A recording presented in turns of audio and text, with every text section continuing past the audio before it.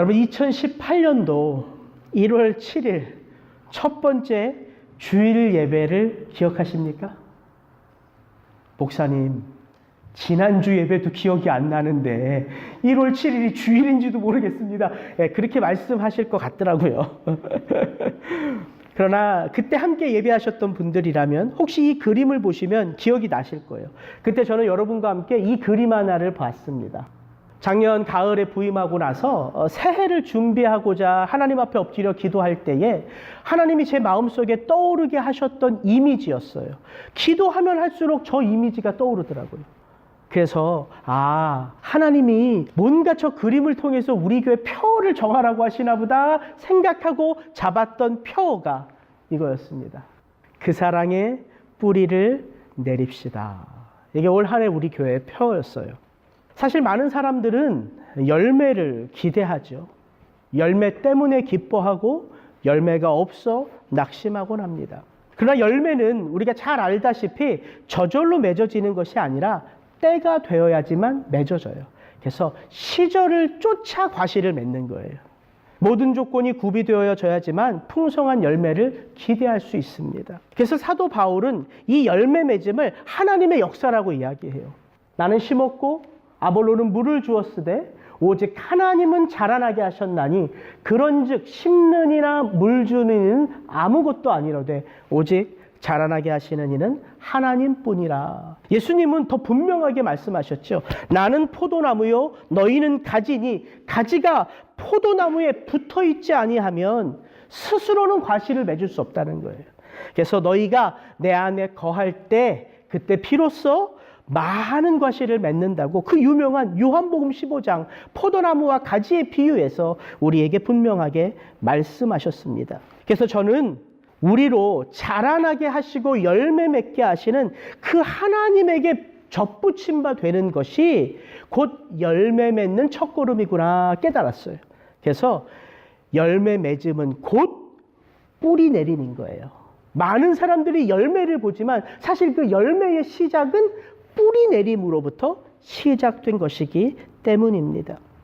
여러분 올 한 해 벌써 1년이 훌딱 하고 갔습니다. 그리스도에게로 그분의 사랑 안으로 얼마나 뿌리를 내리셨습니까?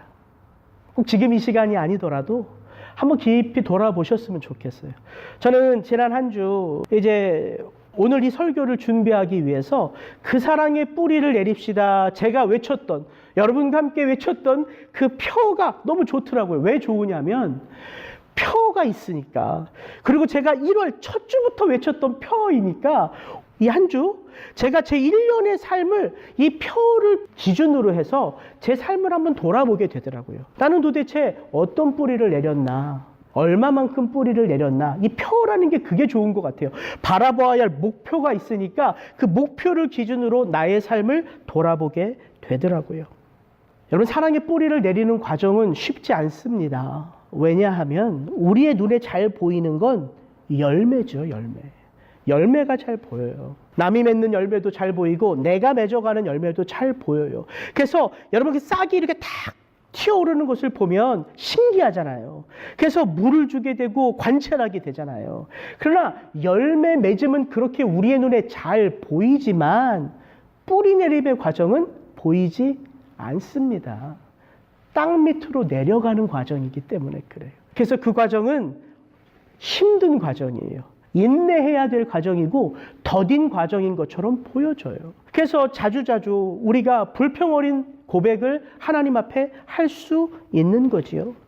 다윗은 그의 삶 가운데 경험했던 그 인고의 과정 속에서 하나님 앞에 이렇게 부르짖기도 했습니다. 여호와여 어느 때까지이니까 나를 영영히 잊으시나이까?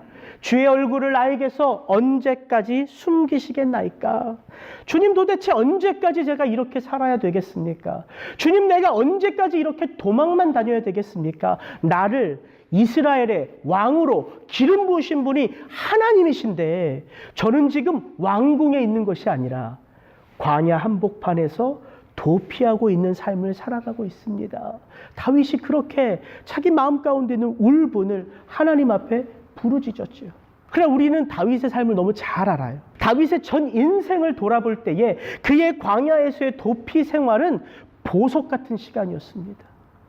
다윗이 언제 하나님께 깊이 뿌리를 내렸습니까? 화려한 왕궁에서였습니까? 아니요.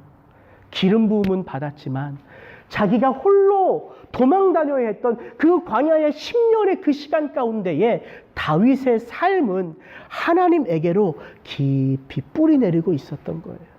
그래서 뿌리 내림은 다른 것이 아니라 하나님에게 나의 믿음이 접붙임 바 되어지는 복된 시간인 거예요.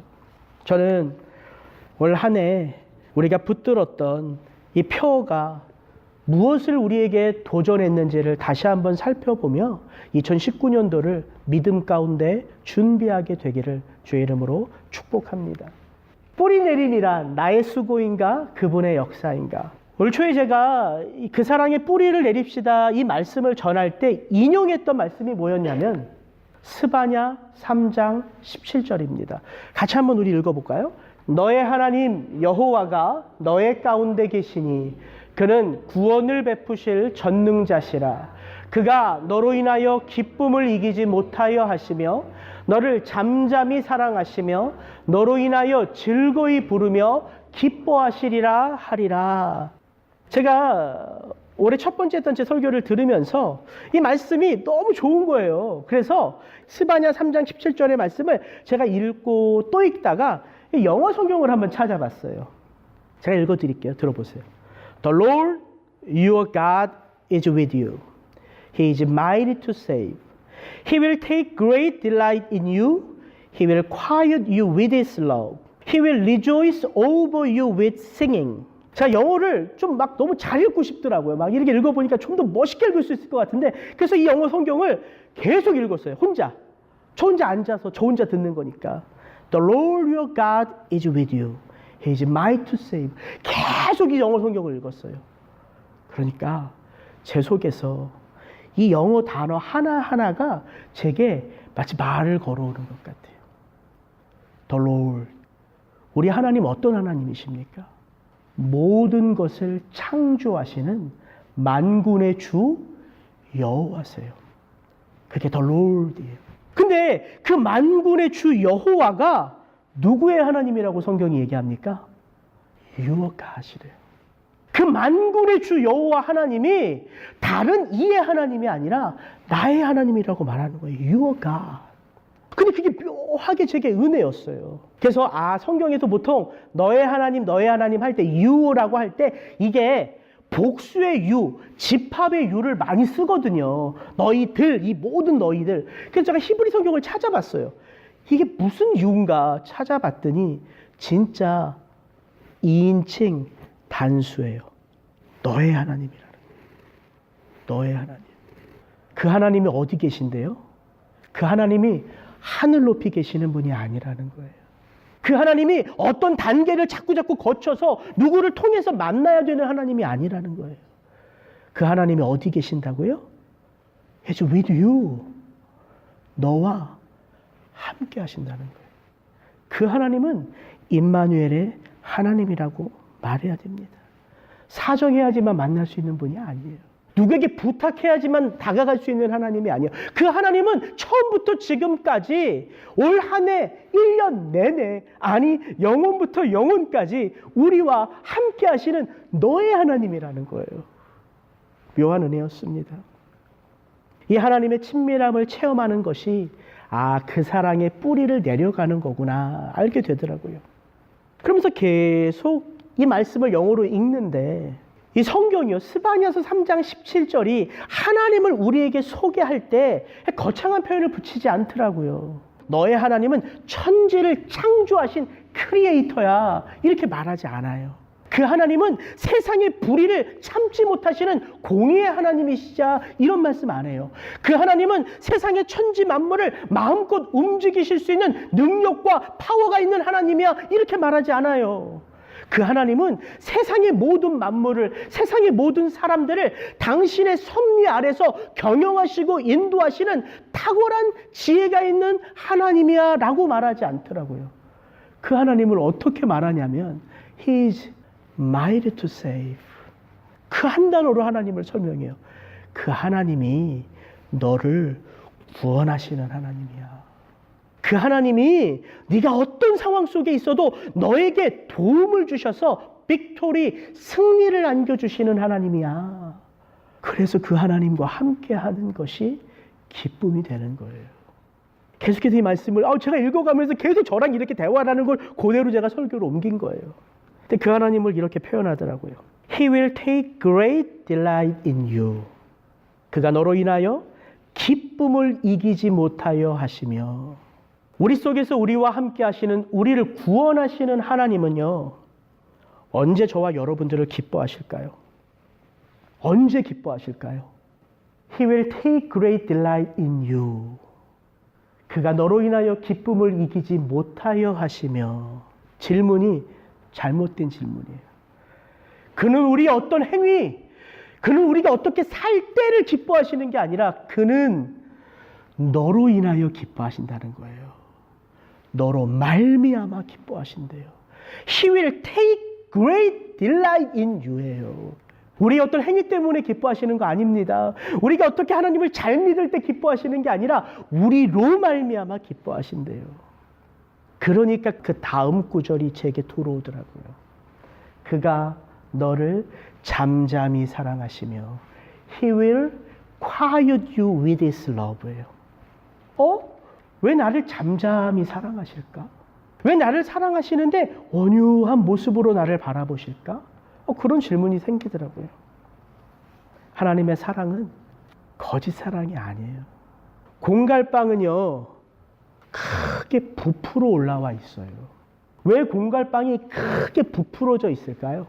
마치 그 속에 대단한 것이 숨겨진 듯 보이기 위해서예요. 그래서 그를 딱 깨물었을 때 뻥 하고 속에 아무것도 없는 거죠. 아무것도 없는 거. 말 그대로 공갈빵이에요. 세상의 사랑이 마치 그런 것과 같더라고요. 멋있어 보여요. 아름다워 보여요. 먹으면 살 것 같아요. 그래서 목마르게 하고 그거 취하지 못하면 어찌할 수 없는 삶인 것처럼 우리를 조급하게 만들어요. 그게 세상의 사랑이에요. 그래서 확성기를 들고 싼 약을 파는 사람들이 우리 시골에 가면 5일장 쓸 때마다 확성기 마이크, 꽤 이상한 소리만 나오는 마이크를 들고 싼 약을 파는 분들이 그렇게 고래고래 소리를 질러요. 내가 얼마나 싸게 파는지 아냐고. 그럼 우리 할머니 냅득도 그 약을 사갖고 오시네 또. 우리 손자, 막내 손자 먹인다고. 제가 보면 뭐 10,000원도 안 되는 그 비타민 같은데 그걸 20만 원 주고 사갖고 오세요. 마치 세상의 사랑이 그와 같은 거예요. 아름다워 보이고 멋있어 보이고 취하면 대단한 것 같은데 진짜 기쁨이 없어요. 만족함이 없어요. 그래서 어떻게 됩니까? 세상의 사랑의 마음을 빼앗긴 사람들은 어떻게 살아요? 더 큰 자극을 향하여 그 마음이 움직일 수밖에 없어요. 그래서 세상은요, 점점 더 악해져 갑니다. 그게 성경의 이야기의 핵심이에요.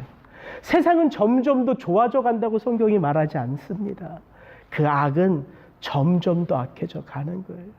근데 우리 하나님의 사랑은 그렇지 않다는 거예요. He will quiet with you예요. 그는 우리를 잠잠히 바라보세요.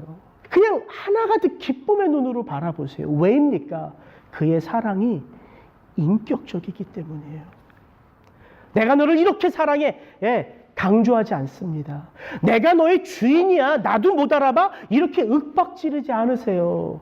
그의 사랑은 인내하시는, 기다려주시는 사랑이에요. 난 네가 마음을 열 때까지 기다릴 수 있어. 그리고 그냥 나의 부족한 모습 가운데서도 그냥 한없이 나를 사랑의 눈으로 바라보는 거예요. 설교를 준비하는데 할아버지 할머니의 모습이 생각이 나더라고요.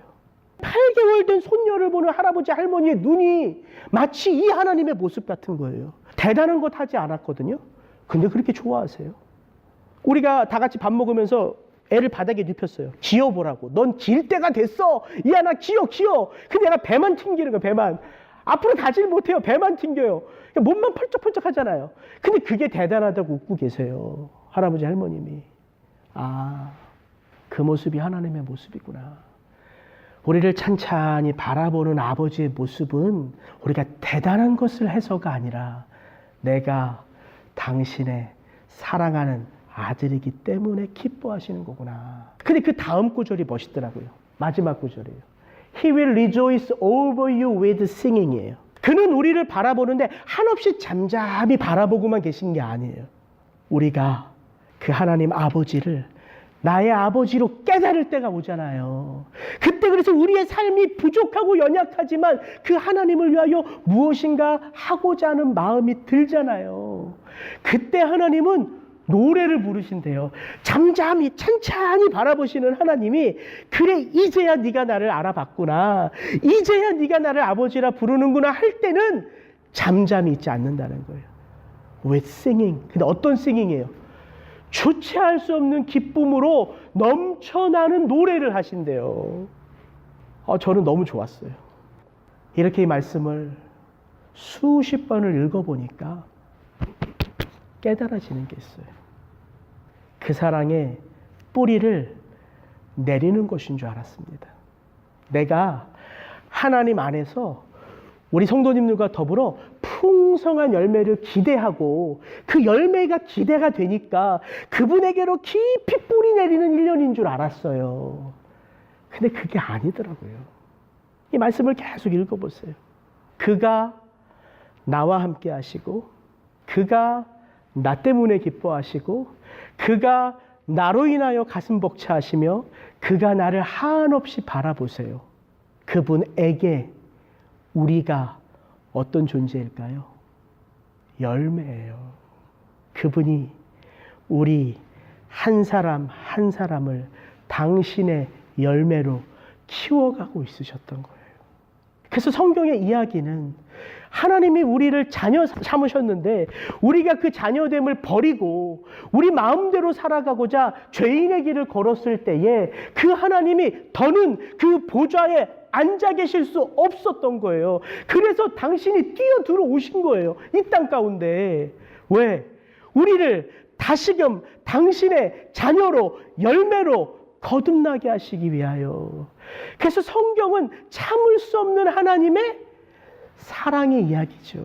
그리고 그 사랑을 우리 가운데 보여주시기 위해 뛰어 들어오신 분이 바로 예수님이신 거죠. 그래서 우리는 예수에게서 뭘 봐요? 그 하나님의 형상을 보는 거고 그 하나님의 영광을 보는 거고 그 하나님의 사랑을 체험하는 거잖아요. 그래서 성경을 예수님을 이렇게 정의해요. 그는 보이지 아니하시는 하나님의 형상이요. 이는 하나님의 영광의 방체시요 그 본체의 형상이시라. 어두운 데 빛이 비치라 하시던 그 하나님께서 예수 그리스도의 얼굴에 있는 하나님의 영광을 아는 빛을 우리 마음에 비추셨느니라. 말씀이 육신이 되어 우리 가운데 거하시며 우리가 그 영광을 보니 그 영광은 아버지의 독생하신 자의 영광이요 은혜와 진리가 충만하더라. 그래서 우리가 예수를 통해서 하나님을 믿을 수 있는 거고 예수를 통해서 하나님의 영광을 체험하는 것이고 예수를 통해서 하나님의 형상이 우리의 삶 속에도 나타날 것을 믿는 믿음으로 예수님과 같은 삶을 걷는 거죠. 그게 지난주 제 설교의 주제였어요. 우리의 인생 가운데 여러 갈래의 길이 있는 것이 아니라 십자가의 한 길, 우리 인생은 한 길이 있습니다. 그 길은 우리 주님이 걸으셨던 그 십자가를 향하여 걷는 것입니다. 그 길은 고통의 길이고 고난의 길이고 어려움의 길이지만 그분이 우리와 함께 하시기에 기뻐할 수 있는 길이고 감사할 수 있는 길입니다. 왜? 그 길을 걷는 내가 하나님의 영광인 것을 알기 때문이에요. 우리가 하나님 당신의 영광이래요. 그 말을 다른 말로 바꿔보면 우리가 하나님의 열매라는 거예요. 그래서 예수님의 삶을 통해서 우리는 하나님의 사랑이 얼마나 크고 높고 넓고 깊고 놀라운지를 체험하는 거예요. 그래서 그분이 우리 가운데 오셔서 하셨던 말씀과 삶을 보면 우리는 다른 것 생각할 필요가 없어요. 제가 몇 군데만 찾아보니까 내가 온 것은 양으로 생명을 얻게 하고 더 풍성히 얻게 하려는 것이라. 세상에 있는 자기 사람들을 사랑하시되 끝까지 사랑하시니라. 내가 이것을 너희에게 이름은 내 기쁨이 너희 안에 있어 너희 기쁨을 충만하게 하려 함이니라. 내가 너희를 택하여 세웠나니 이는 너희로 가서 과실을 맺게 하고 또 너희 과실이 항상 있게 하여. 제가 왜 저 말씀 인용했는지 아세요? 예수님이 우리에게 주시고자 하는 것이요, 예수님이 하나님 안에서 얻으신 거예요. 영원한 생명이신 예수님이 우리에게 영원한 생명을 주시는 거예요. 하나님의 그 사랑 안에서 이 땅 가운데 십자가를 지신 그 예수님의 사랑이 우리를 사랑하되 끝까지 사랑하는 거예요. 예수님이 하나님 안에서 누리셨던 그 큰 기쁨이 우리 속에 이제 오는 거예요. 예수님이 하나님의 거룩한 온전한 열매이셨어요. 왜냐하면 그분이 율법의 마침이거든요. 그분이 율법의 완성이에요. 그 완성된 그 모든 것들, 그 열매들을 예수님이 우리에게 주신 거예요. 이 사랑을 듣지 못하기 때문에, 보지 못했기 때문에 하나님을 믿지 못하는 거지. 이 하나님의 사랑을 들었는데, 이 하나님의 사랑을 체험했는데, 이 하나님의 사랑을 내 가슴속에 담아놓고 있는데 어떻게 바뀌지 않을 수 있겠어요? 그래서 복음은 전파되는 거예요. 듣지 않고 어찌 믿으리요? 이 사랑 안에 변화되지 않을 사람이 없습니다. 이 사랑 안에 하나님의 영광스러운 형상으로 빚어져 가지 않을 사람이 없어요. 그래서 이 사랑만이 완전한 사랑인 거예요. 거짓된 사랑이 아니고, 세상의 사랑이 아니고, 우리를 자극하는 사랑이 아니고, 우리의 인격 속에 하나님의 그 온전하심을 온전히 채워주시는 사랑인 거죠. 그래서 이 사랑이요, 우리를 자유케 합니다. 이 하나님의 사랑이 예수 안에서 내게 주어지면 우리는 나로부터 자유케 돼요. 여러분, 우리가 참 아이러니하게도요, 자기 자신에서 자유롭지 못해요. 그게 죄인이에요. 내가 내 중심의 하나님을 모실 때 비로소 하나님 안에서 나인 것을 알고 자유롭게 되는데, 내 중심 속에 내가 있으니까 이 나라는 존재가 나를 자유롭지 못하게 하는 거예요. 그래서 사망의 어두운 그늘이 우리를 붙잡고 있는 거예요. 그래서 예수님이 가장 먼저 하신 게 뭐예요? 사망의 권세를 깨뜨리신 거예요. 너는 죽음이 붙든 존재가 아니라 생명이 너를 붙든 존재다. 그래서 사탄 마귀의 권세로부터 우리를 자유롭게 하신 거예요.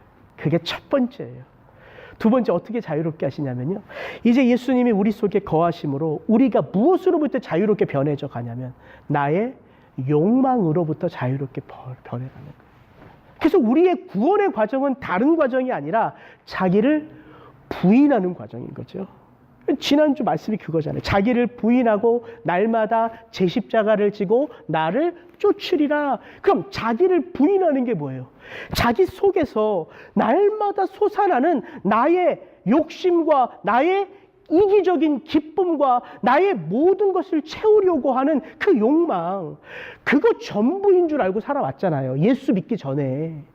근데 그 욕망이 예수 믿고 남과 동시에 그 수준보다 나는 훨씬 더 대단한 존재야. 왜? 나의 욕망으로 살아가는 존재가 아니라 하나님의 뜻으로 살아가는 존재인 것을 비로소 깨닫기 때문에 그 욕망, 내 속에서 일어나는 욕망을 부인하고 내 속에서 나와 함께 하시는 성령의 인도함을 따라 우리가 한 걸음 한 걸음 걷는 것, 그것이 구원이잖아요.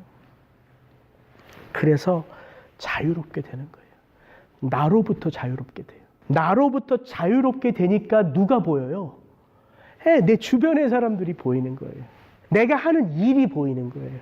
내 욕망을 채우고자 봤던 그 일, 그래서 남과 비교했을 때 형편없으면 위축되는 거예요. 내 욕망을 채우기 위해 이용했던 사람들, 그래서 그 사람들이 나를 조금만 인정해주면 우쭐하고 그 사람들이 나를 조금만 무시하면 위축되는 거예요. 내가 마치 모든 것을 다스리는 것처럼 보이지만 아니요, 세상이 나를 다스리고 다른 사람들이 시선이 나를 다스리고 있어요. 그러나 주 예수 안에서 자유롭게 되면 내가 하는 일의 본질이 뭔지를 알아요. 대단한 일 하지 않아도 그 일 가운데 하나님의 영광이 있음을 아는 거고요. 내가 만나는 사람들을 통해서 내가 누구를 보게 되는 거예요? 하나님을 보게 되는 거예요. 그분 안에 있는 하나님의 은혜가 나를 더 하나님께 가까이 다가가게 하더라고요. 작년 연말에 한 권사님이 헌금을 하셨어요. 그리고 올해 크리스마스 성탄 헌금을 또 우리 교회로 보내오셨어요. 근데 이 할머님은 혼자 사시는 분이에요. 일하시는 분이 아니에요. 그리고 지금은 뉴비전 교회를 다니시지도 않아요. 너무 멀어서 집 앞에 있는 미국 교회를 다니고 계세요. 근데 올해 또다시 헌금을 보내오신 거예요. 제가 당혹스럽잖아요. 전화를 드렸어요. 권사님, 전사님한테 적지 않은 이 돈일 텐데 부담이 됩니다. 라고 했더니 그 권사님 저한테 이렇게 말씀하셨어요. 목사님, 하나도 부담 안 돼. 이거는 올 1월부터 조금씩 띄워놓은 거야. 근데 그 말씀이 저를 울렸어요. 올 1월부터 12월까지 조금씩 우리 교회와 성도님들과 저를 생각하며 모아놓으신 거예요. 제가 그분의 그 사랑을 들었을 때 제가 누구를 떠올렸을까요? 하나님이에요. 하나님 그렇게 우리가 그분의 사랑에 뿌리를 내도록 해요. 그래서 그 하나님의 사랑이 우리를 움직이는 거예요. 여러분, 사마리아 수가성 여인 있죠? 그 여인이 예수님을 만났습니다. 그리고 그 여인이 자기와 지금 이야기하고 있는 이분이 바로 메시아 그리스도인 것을 알았을 때에 그 여인은 그 여인의 마음속에서 자기도 모르게 막 솟아나기 시작하는 생수의 강을 느꼈어요. 그리고 그 여인이 무엇을 잊었습니까? 떠가야 되는 물통을 잊어버렸어요. 그리고 물통을 내둔 채 마을로 들어가요. 복음을 전합니다. 와 보라, 내게 말씀하신 이가 바로 너희들이 말하는 메시아다. 예수님을 오랫동안 알아서 성경 공부해서가 아니에요. 교회 다니는 연수가 많아서가 아니에요. 뭘 대단한 걸 이루어서가 아니에요. 그분이 하나님이신 것을 마음에 체험할 때에 그 순간의 기쁨이 영원한 기쁨과 이어져요. 왜일까요? 영원하신 분의 사랑이기 때문이에요. 영원하신 분의 사랑이 우리 순간을 압도할 때에 우리의 삶 속에는 영원하신 분의 삶이 열려지기 시작하는 거예요. 그래서 그 여인이 맺어가는 모든 것들은 누구의 열매예요? 그 여인의 열매 아닙니다. 그 사랑의 열매예요. 그분의 열매예요. 이게 우리가 성경을 볼 때 보는 모든 성경 속에 등장하는 사람들이에요. 삭개오, 예수님의 제자들, 단 한 번 예수님을 영접했고 예수님 안에서 선포한 그 구원을 마음에 새겼는데 그들의 인생은 전인격이 하나님 앞에 드려지는 삶을 살아요. 그들이 맛본 그 사랑이 영원한 생수기 때문에, 그들이 맛본 그 음식이 영원한 생명의 양식이기 때문입니다. 그래서 그 사랑 안에 있으면 우리의 삶은 움직이게 되는 거예요. 우리의 이웃들에게, 하나님에게 가만히 있을 수 없는 거예요. 그게 진정한 사랑의 힘입니다.